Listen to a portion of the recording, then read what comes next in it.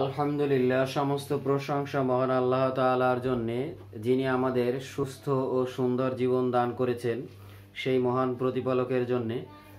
আজ ৩রা জ্যৈষ্ঠ ১৪২৮ বঙ্গাব্দ। আমি ফরহাদ আজকে হাজির হয়েছি নবম দশম শ্রেণীর শিক্ষার্থীদের জন্যে বাংলা সাহিত্য থেকে বিভূতিভূষণ বন্দ্যোপাধ্যায়ের আম আটির ভেপু এই উপন্যাসের অংশটুকু নিয়ে আজকে এই পাঠটির দ্বিতীয় পর্ব উপস্থাপন করব। তোমাদের সকলকে স্বাগত।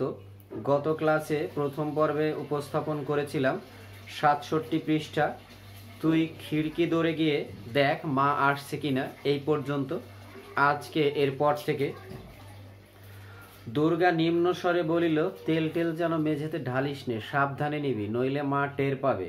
তুই তো একটা হাবা ছেলে। হাবা অর্থ হলো নির্বোধ। অপু বাড়ি মধ্য হইতে বাহির হইয়া আসিলে দুর্গা তাহার হাত হইতে মালা লইয়া আমগুলি বেশ করিয়া মাখিল, বলিল, নে হাত পাত। নারকেলের খাপড়া মানে কোন একটা অংশের ভিতরে মাখাচ্ছে, জারাচ্ছে।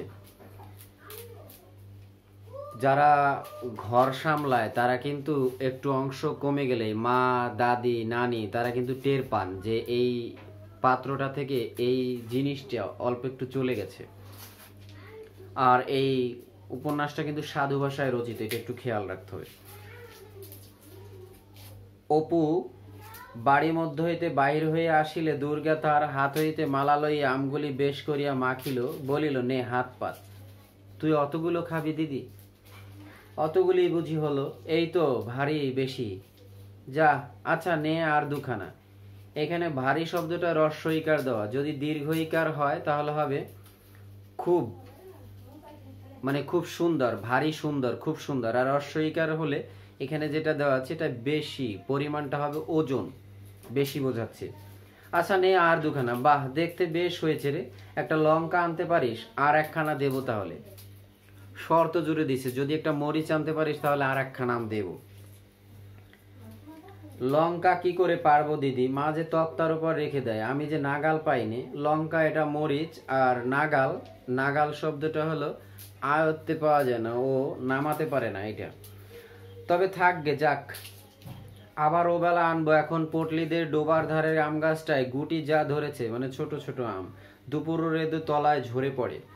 দুর্গাদের বাড়ির চারিদিকেই জঙ্গল। হরিহর রায়ের জ্ঞাতি ভ্রাতা নীলমণি রায় সম্প্রতি গত বৎসর মারা গিয়েছে। তাদের বাড়ির পাশে প্রতিবেশীর নাম কি নীলমণি। সে হরিহরের কি হয়, জ্ঞাতি ভ্রাতা। তাহার স্ত্রী পুত্র কন্যা লইয়া নিজ পিত্রালয়ে বাস করিতেছেন। কে বাস করিতেছেন? তার স্ত্রী। কাজেই পাশের ভিটাও জঙ্গলাবৃত হইয়া পড়িয়া আছে। নিকটে আর কোনো লোকের বাড়ি নাই। 5 মিনিটের পথ গেলে তবে ভুবন মুখুজ্জের বাড়ি। কয় মিনিটের পথ গেলে ভুবন মুখুজ্জের বাড়ি? 5 মিনিটের। মুখুজ্জ মানে হলো মুখোপাধ্যায়। কর্তার স্ত্রী 7 দিনের, মুখুজ্জের স্ত্রী 7 দিনের জ্বরে মারা গেলেন। অভাগীর স্বর্গ গল্পে আছে। হরিহরের বাড়িটাও অনেকদিন হইয়া গেল, মেরামত হয় নাই। সামনের দিকে রোয়াক ভাঙা, ফাটলে বন বিছুটির ও কালো মেঘ গাছের বন গজাইয়াছে। ঘরের দোর জানালার কপাট সব ভাঙা। নারিকেলের দড়ি দিয়া গড়াদের সঙ্গে বাঁধা আছে। নারিকেলের দড়ি, নারিকেলের খোসা দিয়ে দড়ি পাকানো যায়, তাই না? নাগাল, সমীপ্য, নৈকট্য পাওয়া যায় না। আচ্ছা, কালো মেঘ, তিতা স্বাদযুক্ত ক্ষুদ্র বৃক্ষ, যেটা যকৃতের অসুখে উপকারী। এটা হলো কি? কালো মেঘ। গড়াদের সঙ্গে বাধা আছে মানে হলো জানালার শিক। খিড়কি দোর ঝনাত করিয়া খুলিবার শব্দ হইল এবং একটু পরে সর্বজয়ের গলা শোনা গেল, দুর্গা, ও দুর্গা। এখন কথা হলো, কালো মেঘটা জানলাম, তাহলে সর্বজয় অগ্রহায়ণ মাসে পালনীয় মেয়েদের ব্রত, এটা হলো শাব্দিক অর্থ। কিন্তু সর্বজয়া এখানে এই অপু আর দুর্গার আম্মু আর হরিহরের স্ত্রী। দুর্গা বলিল, মা ডাকছে, যা দেখে আয়, ওখানে খেয়ে যা, মুখে যে নুনের গুঁড়ো লেগে আছে, মুছে ফেল।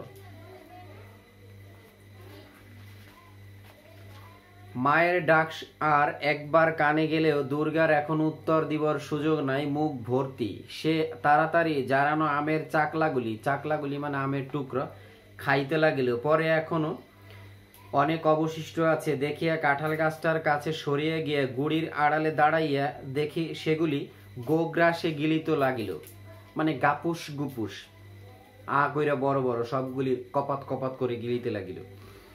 অপু তাহার পাশে দাঁড়াইয়া নিজের অংশ প্রাণপণে গিলিতেছিল, কারণ চিবাইয়া খাওয়ার আর সময় নাই। খাইতে খাইতে দিদির দিকে চাহিয়া সে দোষ সম্বন্ধে সচেতনতা সূচক হাসি হাসিল। মানে খাওয়া শেষ দিদি। দুর্গা খালি মালাটা এক টান মারিয়া ভেরেন্ডা কচার বেড়া পার করিয়া নীলমণি রায়ের ভিটার দিকে জঙ্গলের মধ্যে ছুড়িয়া দিল। এখানে তাদের তাড়াতাড়ি খাওয়ার কি প্রয়োজন, এটা হলো কথা। এই আমগুলি ছোট ছোট, এগুলি খেলে পেটে অসুখ করে, বিশেষ করে ডায়রিয়া হয়, এগুলি হজম হয় না। তখন একটা ওই গরমের দিনে শারীরিক অসুবিধার জন্য যারা অভিভাবক, মা বাবা, নানা নানি, দাদা দাদি, এরা রাগ করে থাকেন এই জন্যে। আর এই ছোট ছেলে মেয়ে এইগুলি গোপনে এগুলি গাছতলা থেকে কুড়িয়ে এনে, বিশেষ করে গরিব ঘরের ছেলে মেয়েরা এটা বেশি করে, আমিও করেছি, এই জন্যে রাগ করে। রাগ করার মূল কারণ হলো এটা, তাই ওরা লুকায়ে লুকায়ে খায়। ভাইয়ের দিকে চাহিয়া বলিল, মুখটা মুছে ফেল না বাদর, নুন লেগে রয়েছে। যে ভেরেন্ডা কচা, এই ভেরেন্ডা ফল দিয়ে তেল তৈরি হয়, আর বাদর এটা বানর শব্দের শুদ্ধ রূপ। পরে দুর্গা নিরীহ মুখে বাড়ির মধ্যে ঢুকিয়ে বলিল, কি মা? মানে এমন ভাবে আসছে যে ও কিছু জানে না। কোথায় বেরোনো হয়েছিল শুনি? একলা নিজে কত দিকে যাব? সকাল থেকে খার কেচে গা গতর ব্যথা হয়ে গেল। একটুখানি কুটো গাছটা ভেঙে দুখানা করা নেই। এটা হলো ধানের ডগার দিকটাকে বলা হয় কুটো। কেবল পাড়ায় পাড়ায় টোকলা সেদে বেড়াচ্ছেন, সেবাদর কোথায়? মানে অপু। টোটো মানে হলো এই যে আমরা যে বলি টোটো কোম্পানির ম্যানেজার, সেই টোটো আর এই টোটো একই, শুধু ঘুরে বেড়ানো, কাজ কর্মহীন। অপু হাসিয়া বলিল, মা খিদে পেয়েছে। রোসো মানে থামো, দাঁড়াও, একটুখানি জিরো। একটুখানি দাঁড়াও বাপু, একটুখানি হাফ জিরোতে দাও। তোমাদের রাত দিন খিদে আর রাত দিন ফাই ফরমাজ। ও দুগ্গা, দেখ তো বাছুরটা হাঁক পাড়ছে কেন? তাহলে বোঝা যায় দুধের গরু আছে। খানিকটা পরে সর্বজয়া রান্নাঘরের দাওয়ায় বটি পাতিয়া শশা কাটিতে লাগিল। শশা কাটিতে বসিল। অপু কাছে বসিয়া পড়িয়া বলিল, আর একটু আটা বের করো না মা, মুখে বড্ড লাগে। একটু না বলছে, একটু, আঞ্চলিক, কলকাতার আঞ্চলিক। দুর্গা নিজের ভাগ হাত পাতিয়া লইয়া সংকুচিত সুরে বলিল, চাল ভাজা আর নেই মা। অপু খাইতে খাইতে বলিল, চিবনো যায় না, আম খেয়ে দাঁত টকে। ধরা খেয়ে গেল। আম খেয়ে দাঁত টকে দ্বিতীয় পর্ব এই পর্যন্ত। এবার শব্দার্থগুলো একটু খেয়াল করি। আমি প্রায় বলে থাকি শব্দার্থ হলো যে কোনো পড়াশোনার প্রাণ, এই জন্য শব্দার্থ জানতে হবে। হাবা শব্দের অর্থ একবারে ছোটো করে লিখে দিই, ছোটো, নির্বোধ। হাবা ভারী, এখানে বলছিলাম যে ভারী অর্থ হলো খুব, অত্যন্ত, খুব অত্যন্ত। আর যদি রয় দীর্ঘইকার দেই তাহলে হবে ওজন, আর রস্বই দীর্ঘইকার দেই নেই তাহলে এটা কি? খুব, অত্যন্ত।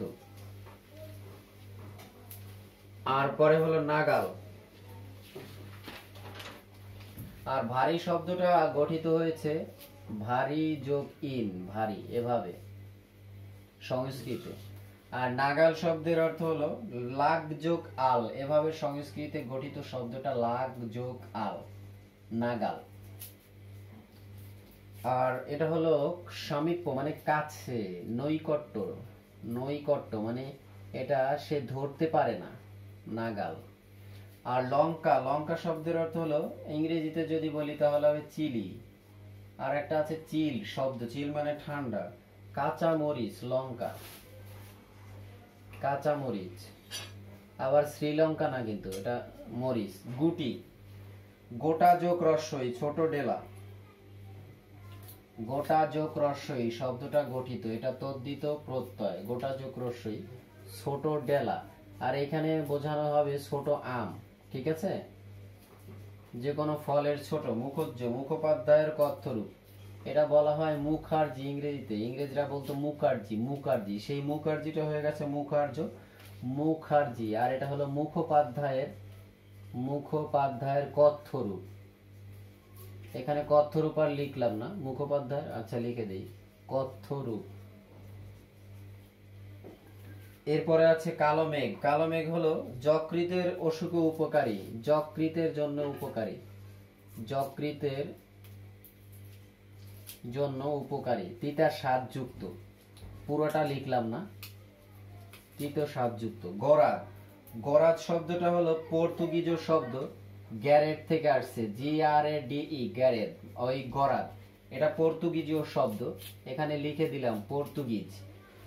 আর এটা জানালায় লাগানো হয় এমন কাঠ, এক কথায় লিখে দেই জানালায় লাগানো কাঠ।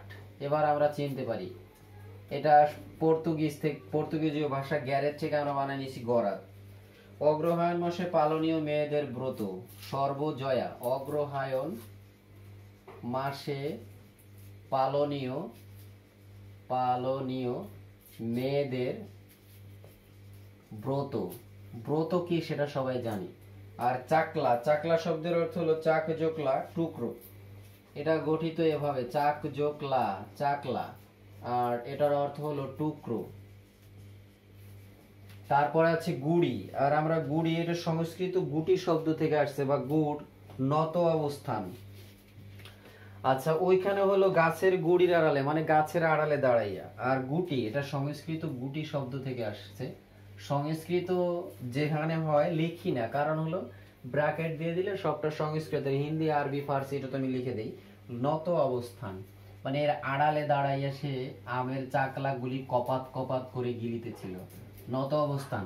আর গোগ্রাসে, গোগ্রাসে গরুর মতো বড় বড় গ্রাসে, এই জন্য বলে গোগ্রাসে, গো মানে গরু, গরুর মতো বড় বড় গ্রাসে, যেভাবে গরুতে খায় ওইভাবে আর কি, গ্রাসে। আর ভেরেন্ডা, ভেরেন্ডা হলো অ্যারেন্ডো, সংস্কৃত অ্যারন্ডো থেকে আসছে, অ্যারন্ডো বলে, এই অ্যারন্ডো থেকে আমরা বলি ভেরেন্ডা আর কি, যা থেকে তেল উৎপন্ন হয়। গ্রামে আছে, এই আশুলিয়াতেও আছে, সাভারেও আছে, যা থেকে তেল উৎপন্ন হয়, তেল উৎপন্ন হয়। এরপরে আছে বাদর, বাদর হলো বানর, বয়কার নর, বানর, বাদর বলতে বোঝায় বানর। আর হিন্দি, আচ্ছা স্ত্রীতে বলবো হলো স্ত্রীলিঙ্গ হবে বাদরি, আর হিন্দি বান্দর থেকে আসছে, বয়াকার নন্দর, বান্দর। আর কুটো, কুটো এটা হলো দেশি শব্দ, আর তুর্কি হিন্দিতে বলে হলো তু দিয়া তুর্কি, হি দিয়া হিন্দি, এটা দিয়ে বলে কুট্টি, কুট্টি থেকে।